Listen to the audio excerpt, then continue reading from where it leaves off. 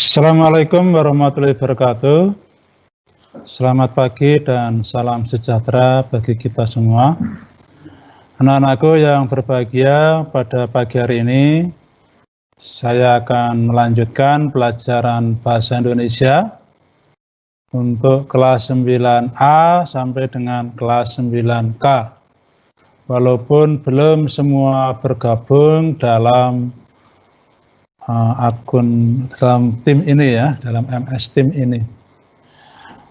Nanti bisa dipelajari lebih lanjut di Google Classroom, baik materi maupun tugas-tugasnya. Kita akan kembali mempelajari bab 1 teks laporan percobaan, yaitu di bagian ketiga, menelaah struktur dan kebahasaan teks laporan percobaan. Nah, 2 minggu yang lalu kita telah belajar menyimpulkan teks laporan percobaan. Mudah-mudahan kalian tidak lupa dan tolong tugasnya yang belum kelas 9A, B, C, sampai K segera dikirimkan. Kalau dengan saya atau Pak Lahuri bisa ke Google Classroom. Kalau yang diajar Pak Suharji, tolong dikirimkan lewat WA beliau. Jadi nilai itu yang menorehkan bukan guru, tapi kalian sendiri. Kalau kalian rajin mengumpulkan tugas, minimal mengumpulkan saja, itu akan beda dengan yang tidak mengumpulkan tugas. Belum saya cek, belum sampai selesai 2 tugas itu. Nanti siapa yang belum mengumpulkan akan saya sampaikan di Google Classroom. Sehingga harapan saya, kelas yang saya ajar atau kelas yang diajar oleh guru yang lain itu mengumpulkan tugas. Dan mudah-mudahan COVID ini segera berakhir, dan kalau benar, insya Allah di bulan Oktober kita bisa belajar di kelas. Mudah-mudahan itu bisa terlaksana, sehingga hambatan-hambatan dalam proses belajar mengajar ini tidak berlarut-larut. Karena bagaimanapun ternyata guru kalian tidak tergantikan oleh aplikasi maupun kedua orang tua kalian. Walaupun mungkin di antara orang tua kalian juga ada yang menjadi guru. Baik anak-anak, untuk KD 3.2 ini, yaitu menelaah struktur dan kebahasaan teks laporan percobaan, indikatornya ada 2. Yang pertama, kalian nanti diharapkan bisa menentukan struktur teks laporan percobaan. Yang kedua, bisa menentukan ciri bahasa teks laporan percobaan. Nah, struktur teks laporan percobaan itu misalnya kemarin kita telah belajar teks laporan percobaan praktikum biologi, yaitu uji kandungan bahan makanan. Apa itu teks laporan percobaan? Telah kalian pelajari bersama Bapak Suharji ya, yaitu teks laporan percobaan pada hakikatnya merupakan sebuah teks non-fiksi yang memaparkan laporan hasil percobaan atau penelitian yang dapat dipertanggungjawabkan kebenarannya secara keilmuan. Nah, teks laporan percobaan disusun dengan struktur dan fitur kaidah atau ciri-ciri bahasa yang sesuai dengan kaidah keilmuan.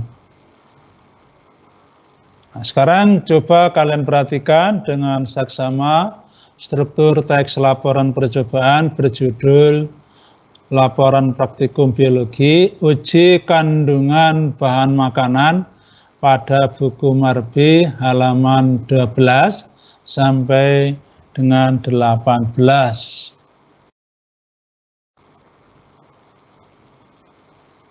Nah, teks laporan percobaan itu strukturnya sebagai berikut. Yang pertama dimulai dengan judul, kemudian pendahuluan, landasan teori atau kajian pustaka, kemudian metode penelitian, hasil dan pembahasan, kemudian simpulan, terakhir daftar pustaka. Nah, untuk pendahuluan itu terdiri dari latar belakang, rumusan masalah, dan tujuan. Jadi ini kalian belajar menelaah sebuah karya ilmiah yang nanti akan berguna sampai kalian kuliah di S1, S2, S3. Atau mungkin nanti berguna juga ketika ada tugas-tugas sejenis di SMA. Karena itu tolong diperhatikan dengan baik. Nah, metode penelitian itu ada alat dan bahan. Yang kedua, prosedur kerja.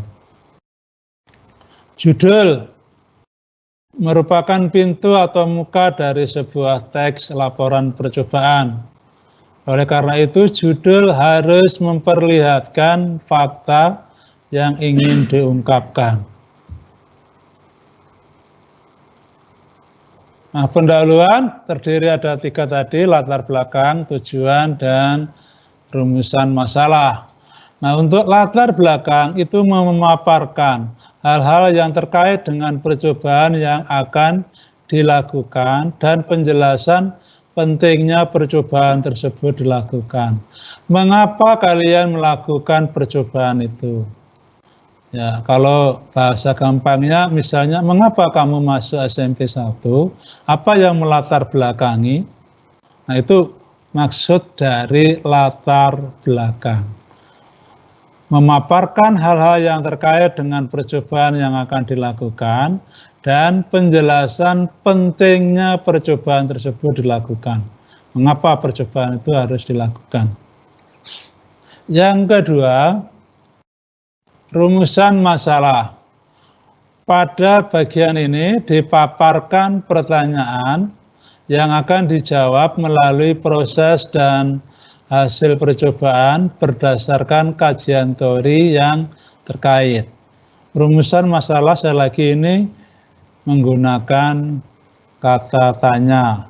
Kata tanya yang bisa kalian gunakan apa, mengapa, dan bagaimana.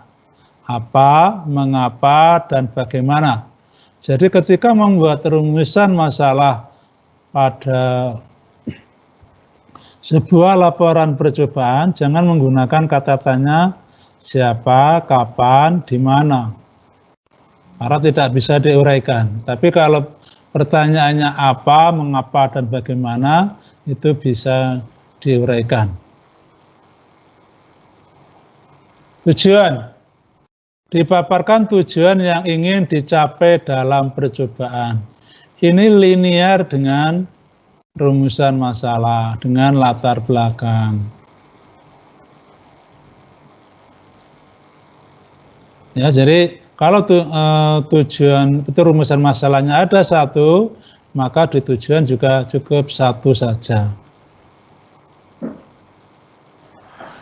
Landasan teori atau kajian pustaka. Pada bagian ini dipaparkan berbagai teori yang digunakan dalam melakukan percobaan. Jadi sebuah laporan percobaan ketika kalian menuangkan di landasan teori, banyak-banyaklah mengutip, membaca buku-buku yang berkaitan, sumber-sumber yang berkaitan dengan apa yang kalian uji cobakan. Nah, karena ini mungkin uji kandungan makanan ya, kalian akan mencari materi-materi yang berkaitan dengan uji kandungan makanan tersebut. Jangan mencari materi yang lain. Metode penelitian. Nah, pada bagian ini dipaparkan cara yang digunakan dalam melakukan percobaan. memaparkan alat, bahan, dan prosedur kerja, atau percobaan atau penelitiannya. Jadi alatnya apa, bahannya apa, langkah-langkahnya bagaimana. Ini di metode penelitian. Berikutnya, hasil dan pembahasan. Pada bagian ini dipaparkan hasil percobaan atau penelitian dan pembahasannya secara cermat dan jelas berdasarkan teori yang telah kalian tuangkan di kajian pustaka.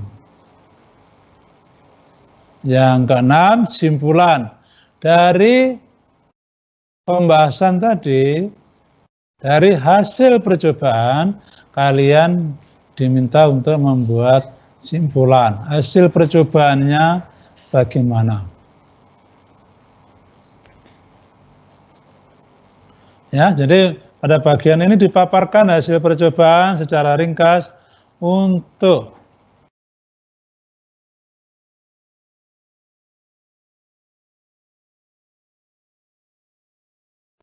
pada bagian ini disimpulkan ya dari hasil percobaan maupun dari pembahasan kita akan membuat simpulan. Kemudian daftar pustaka ini sumber apa atau dari buku apa saja kalian mengutip untuk kalian tuangkan di kajian pustaka. Jadi ketika menulis laporan percobaan, tidak boleh kita menulis tanpa ada sumber buku yang digunakan, atau mungkin dari internet, atau mungkin dari hasil penelitian lain. Jadi, sekali lagi pada bagian ini dipaparkan rujukan atau referensi. Sumber-sumber buku apa yang kalian gunakan dalam menulis laporan percobaan ini. Rujukan itu dapat berasal dari media cetak seperti buku, jurnal, majalah, atau sumber-sumber dari internet. Ini untuk ciri untuk struktur teks laporan percobaan. Kemudian bisa dipahami. Kita lanjutkan dengan ciri kebahasaan teks laporan percobaan. Yang pertama, teks laporan percobaan itu kebanyakan atau biasanya menggunakan kalimat kompleks. Kalimat kompleks itu rumit. Bahasa lainnya kalimat majemuk. Lawan kalimat kompleks itu kalimat simpleks atau kalimat tunggal. Kalimat kompleks itu maksudnya kalimat yang memiliki dua buah struktur atau lebih dengan dua verba atau kata kerja atau lebih. Maksudnya dalam sebuah kalimat kompleks itu minimal ada dua kata kerja, ada dua predikat. Minimal ada dua predikat atau lebih. Kalau misal saya makan itu kalimat tunggal. Saya makan dan minum jadilah kalimat kompleks. Nah, kalimat kompleks itu mengharuskan adanya konjungsi.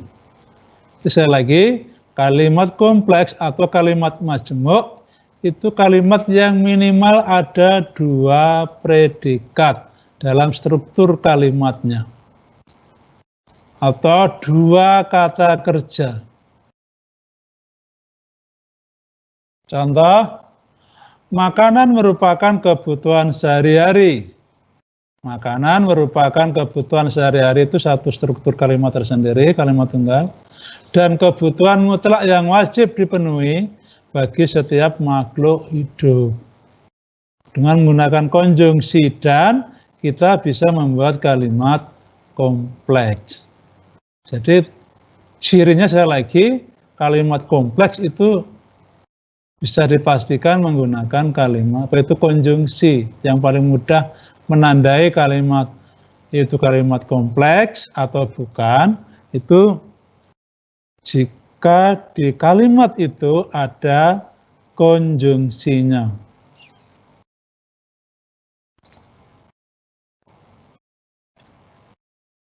Ciri yang kedua, seperti yang saya sampaikan tadi, karena menggunakan kalimat kompleks atau kalimat majemuk, itu biasanya kalimat itu akan menggunakan konjungsi atau kata penghubung.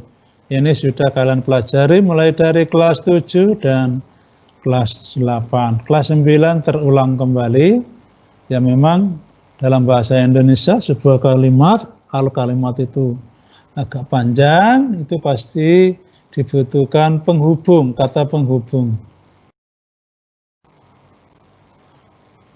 Konjungsi adalah kata yang menghubungkan satuan-satuan kata dengan kata.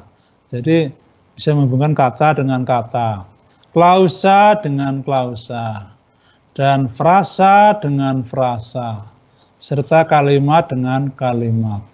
Itu konjungsi. Nah, contoh konjungsi, cara kimiawi dilakukan oleh enzim pencernaan dan diproses di dalam mulut dan di lambung. Konjungsinya adalah konjungsi penambahan dan. Cara kimiawi dilakukan oleh enzim pencernaan dan diproses di dalam mulut dan di lambung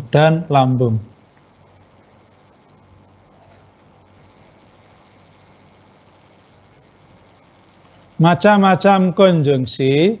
Satu itu ada konjungsi intrakalimat. Maksudnya intra itu kan artinya di dalam. Dalam kalimat itu ada konjungsi. Jadi konjungsi intrakalimat. Dalam kalimat itu sendiri ada konjungsi.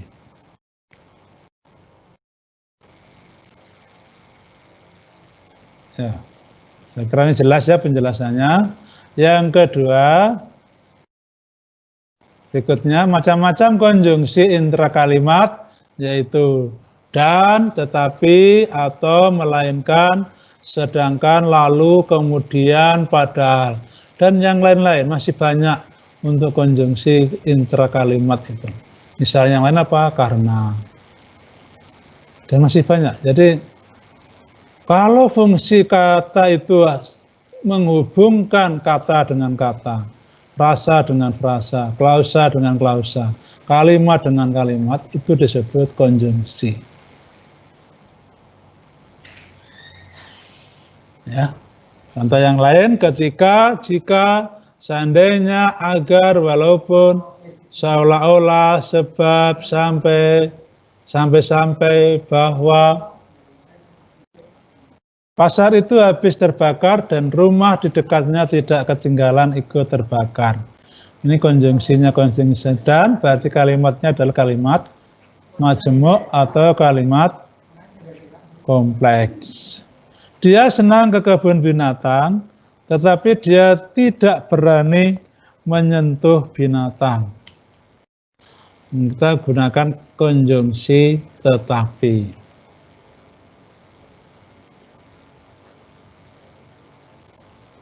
Ayahnya meninggal ketika ia masih kecil. Kita gunakan konjungsi ketika.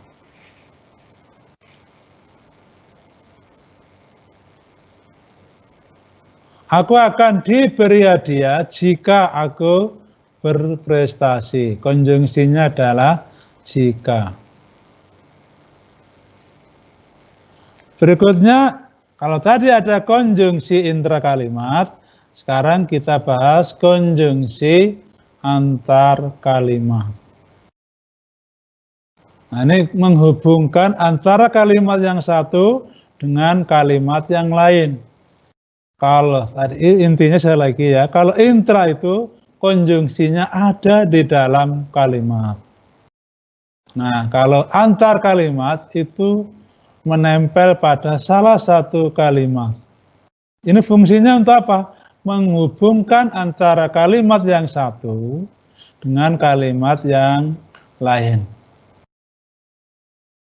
Oleh karena itu, konjungsi ini selalu memulai kalimat baru.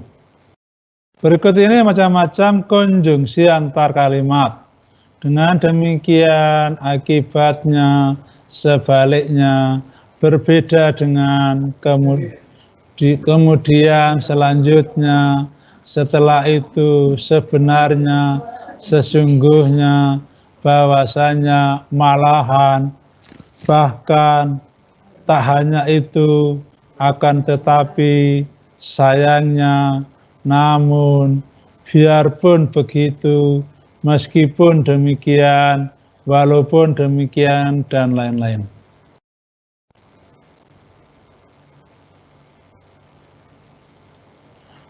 Berikut ini contoh kalimat yang menggunakan konjungsi antar kalimat. Kami kurang setuju dengan usulan dia. Biarpun begitu, kami tetap menghargainya.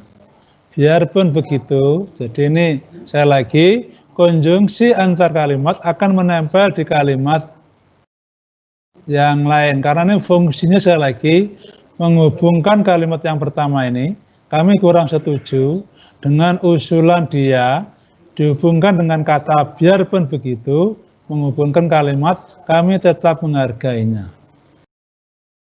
Ya, bisa dipahami ya. Beda dengan intra tadi, kalau intra ada di dalam satu kalimat. Kalau ini menghubungkan dua kalimat. Kami akan memulai perjalanan ini dengan berjalan kaki.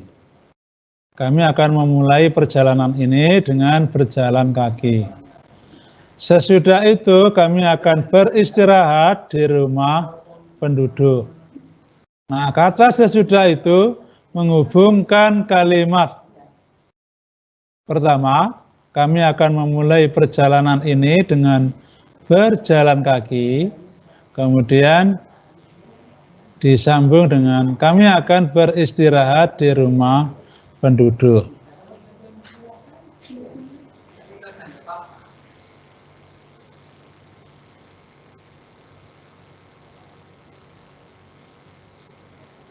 Kami sudah melarang mereka berburu di hutan, tetapi mereka tetap nekat.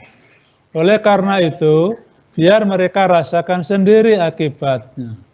Ini kalimat ini ada dua konjungsi, tetapi konjungsi intra kalimat dan oleh karena itu. Ya.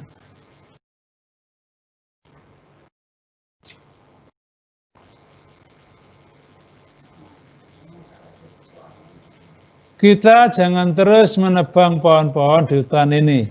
Sebaliknya, kita harus menanam pohon baru. Menggunakan kata konjungsi sebaliknya, maka kata sebaliknya ini menghubungkan kalimat di awal dan kalimat di akhir. Keadaannya memang sudah aman, akan tetapi kita tetap harus waspada. Akan tetapi menjadi konjungsi intra kalimat. Ciri kebahasaan teks laporan percobaan berikutnya yaitu menggunakan kata rujukan, yaitu kata yang merujuk pada kata yang lain yang telah diungkapkan sebelumnya.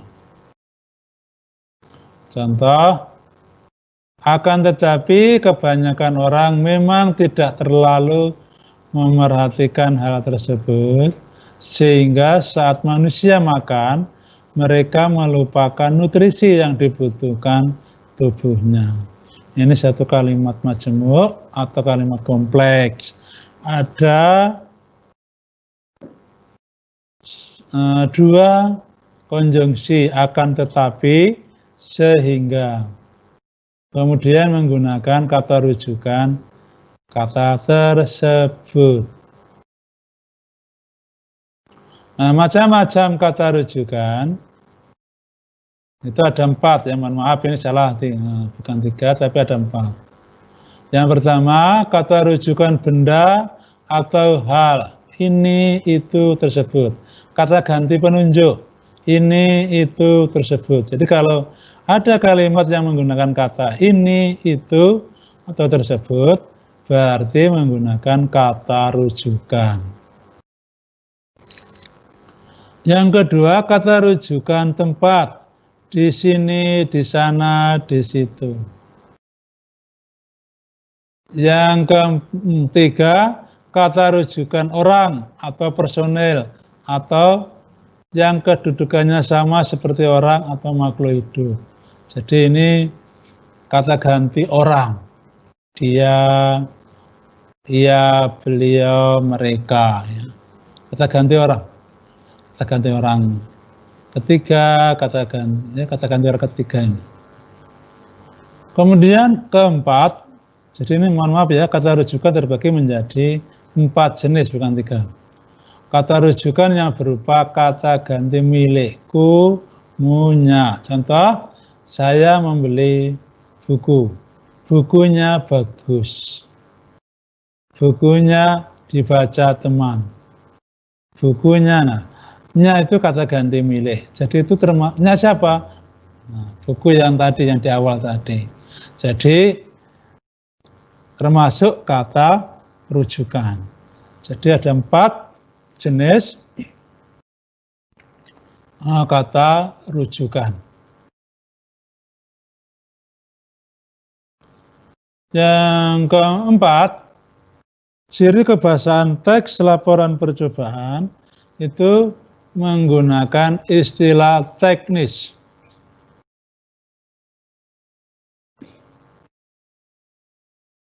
Yaitu istilah keilmuan yang digunakan dalam bidang tertentu.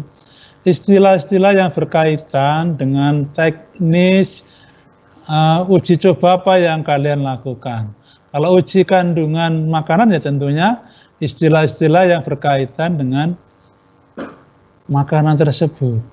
Yang tidak semua orang itu bisa memahaminya. Karena ini berkaitan dengan istilah teknis, hanya orang-orang tertentu saja yang bisa memahami istilah tersebut.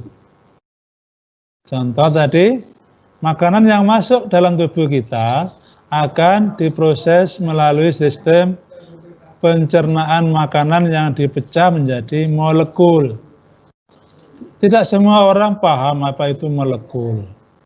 Molekul sederhana melalui 2 cara, yaitu mekanis dan kimiawi.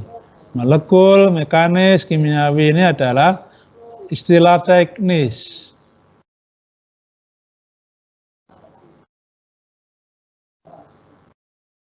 Yang kelima, menggunakan kalimat aktif.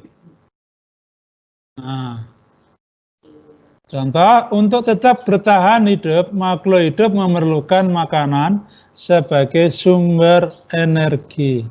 Apa itu kalimat aktif? Kalimat yang subjeknya melakukan pekerjaan. Mana subjeknya? Makhluk hidup. Untuk tetap bertahan hidup itu keterangan, makhluk hidup itu subjek, memerlukan predikat, makanan sebagai sumber energi itu objek. Jadi sekali lagi ya, kalimat aktif itu kalimat yang subjeknya melakukan pekerjaan. Kalau pasif, kalimat yang subjeknya dikenai pekerjaan. Misalnya, makanan sebagai sumber energi diperlukan makhluk hidup untuk tetap bertahan hidup. Kalau kalimat aktif, predikatnya itu biasanya menggunakan imbuhan ma, ber. Ya. Kalau pasif, di, ter. Jadi kata itu predikatnya biasanya menggunakan imbuhan di, ter. Kalau pasif, kalau aktif itu me, ber. Yang jelas kalimat aktif itu subjeknya melakukan pekerjaan.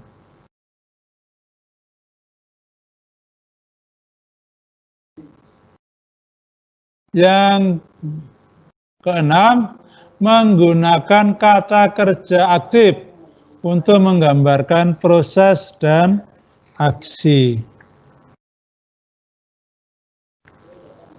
Contoh kata kerja aktif itu menggambarkan proses, memahami, mengerti, meledak, meletus.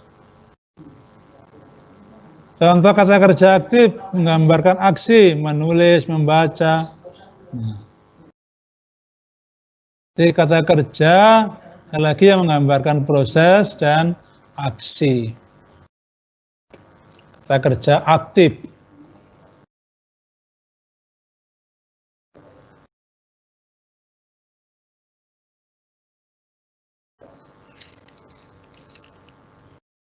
Tujuh atau G, menggunakan kata bilangan urutan. Ya, menggunakan kata bilangan urutan. Contohnya 1, 2, pertama, kedua, dan seterusnya. Nah, kata bilangan itu ada 4. Bentar ya. Kata bilangan itu apa? Kata yang menyatakan jumlah benda atau urutannya dalam suatu deretan. Nah, kata bilangan dapat dibagi menjadi 2 jenis, yaitu kata bilangan tentu, takrib, misalnya 1, setengah, ke-7, nah, itu tentu, jelas. Serta kata bilangan tak tentu, misalnya beberapa, seluruh, banyak. Nah, kata bilangan tentu itu terbagi menjadi kata bilangan jumlah, misalnya siswa itu ada 32 siswa setiap kelas. Itu berarti menunjukkan jumlah. Yang kedua, kata bilangan kumpulan. Kata bilangan kumpulan. Misalnya kedua anak itu bermain bersama. Kedua itu menunjukkan kata bilangan kumpulan. Kata bilangan tingkat, ia berada di lantai 3, jadi tingkat. Kemudian urutan, ia berada di nomor 5 urutan.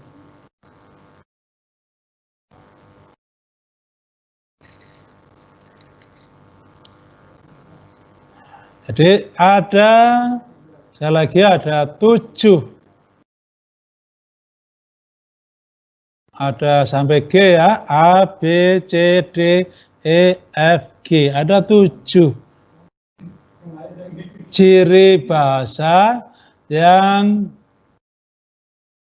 melekat pada teks laporan percobaan. Ya, ada 7.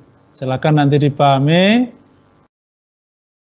Berikutnya tugas kalian, yaitu nanti kalian akan diberi tugas teks laporan percobaannya berjudul fermentasi ragi di buku Marbi halaman 23 sampai dengan 26. Kemudian kerjakan soal berikut. Yang pertama, tentukan struktur atau sistematika teks laporan percobaan beserta bukti kalimat atau paragrafnya. Misalnya judul, tulis judulnya. Pendahuluan, latar belakang, itu misalnya tulis saja ada berapa paragraf misalnya. Atau ditulis paragrafnya, diketik paragrafnya bisa juga. Kan tinggal copy paste. Kalau mengerjakan lewat Google Classroom. Kalau tidak ya ditulis saja paragraf berapa, 1 sampai berapa. Kalau berupa kalimat, tulis kalimatnya, misalnya rumusan masalahnya apa, tulis kalimat tanyanya. Tujuannya apa, tulis kalimatnya. sampai ke daftar pustaka. Kalau tidak ada, tulis tidak ada. Yang kedua, tuliskan ciri bahasa teks laporan percobaan yang ada 7 tadi ya, beserta 1 contoh kalimatnya yang terdapat dalam teks tersebut. Teksnya di buku Marbi di halaman berapa tadi? Halaman 26 sampai dengan 23 sampai dengan 26.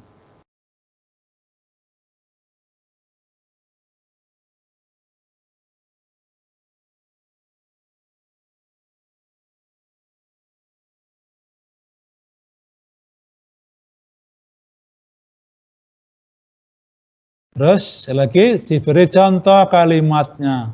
Kalau nanti di situ ada yang khusus, misalnya kata rujukan, tetap ditulis kalimatnya, kata rujukannya di garis bawahi. Misalnya seperti itu ya. Menggunakan konjungsi, tulis kalimatnya, mana konjungsinya, silakan di garis bawahi.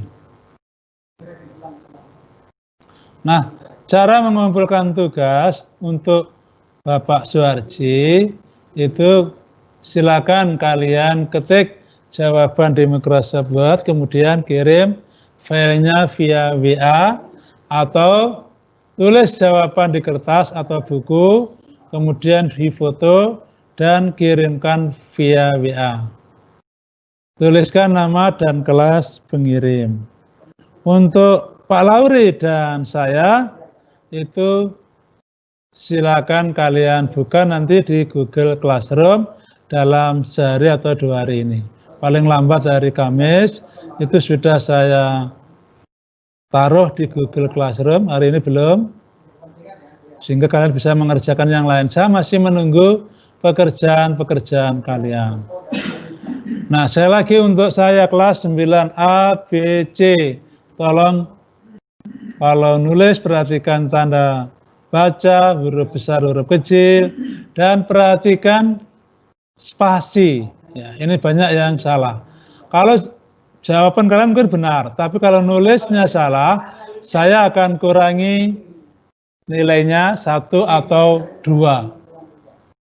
Jadi harusnya 100 gara-gara salah tulis, salah ketik, misalnya tidak diberi spasi, harusnya 100 bisa nilainya jadi 99 atau 98. Jadi saya lagi tolong yang rajin mengumpulkan tugas. Nanti materi ini akan saya taruh di Google Classroom, silakan dilihat. Kalau belum, berarti memang belum saya taruh. Paling lambat insya Allah hari Kamis. Saya kira itu. Adakah yang mau ditanyakan lewat chat?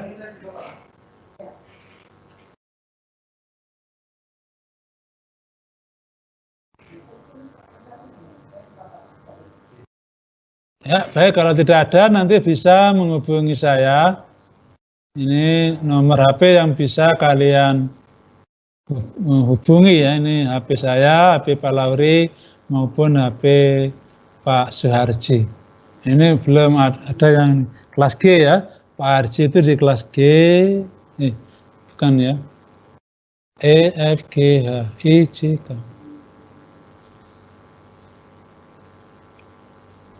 Oh ya, 9E, 9J, dan 9K. Ya, 3 kelas ini yang diampu oleh Pak Suharji. Bisa mengirimkan WA, tugasnya di WA ini. Saya kira itu saja. Terima kasih atas perhatiannya. Selamat pagi menjelang siang. Assalamualaikum warahmatullahi wabarakatuh.